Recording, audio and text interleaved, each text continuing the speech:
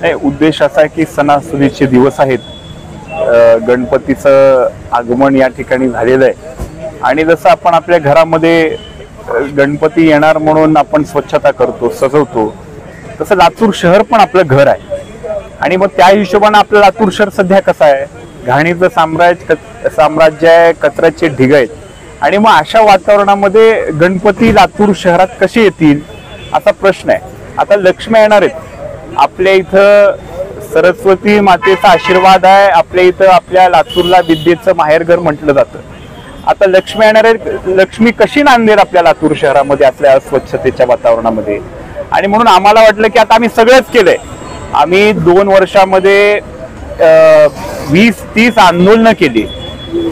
गांधी चौकामध्ये त्या ठिकाणी अन्नत्याग आंदोलन केलं, महापालिकेच्या दारामध्ये कचरा टाकला, सगळ्यांना निवेदन देऊन पाहिली.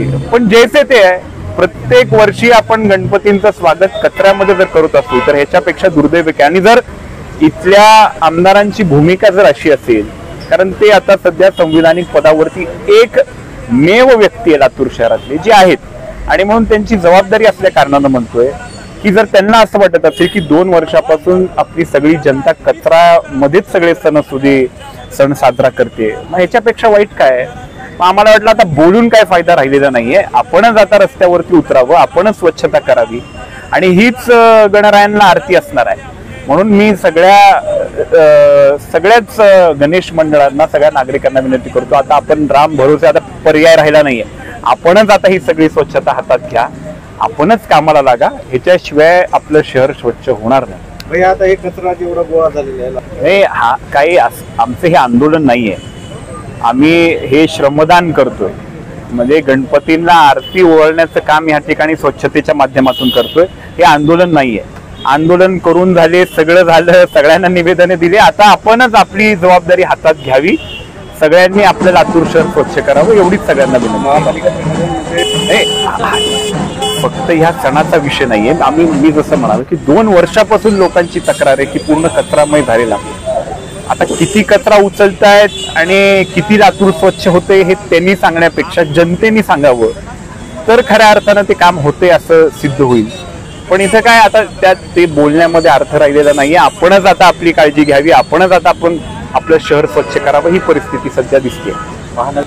कसं आहे, 2 वर्षापासून ही परिस्थिती आहे. आता आमदार साहेबांना आता निवडणूक लढवायची, 2 महिन्यावर निवडणूक आलेली आहे, म्हणून आता त्यांनी पहिल्यांदा 5 वर्षामध्ये 15 वर्षामध्ये महापालिकेची पायरी चढली. तो एक निवडणुकीला सामोरे जाण्याचा एक स्टंट म्हणता येईल. आणि ते गेल्यानंतर सुद्धा काय परिस्थिती आहे, जैसे तेच आहे. म्हणून आपल्याला आज रस्त्यावरती उतरावं लागते, सगळ्या लोकांना उतरावं लागेल, स्वच्छ करावं लागेल. त्यांच्याकडून अपेक्षा ठेवून चालणार नाही. हे 2 वर्षाच्या इतिहासावरून आपल्याला लक्षात आलं असेल, आपणच आपली आता स्वच्छता करून घेऊ.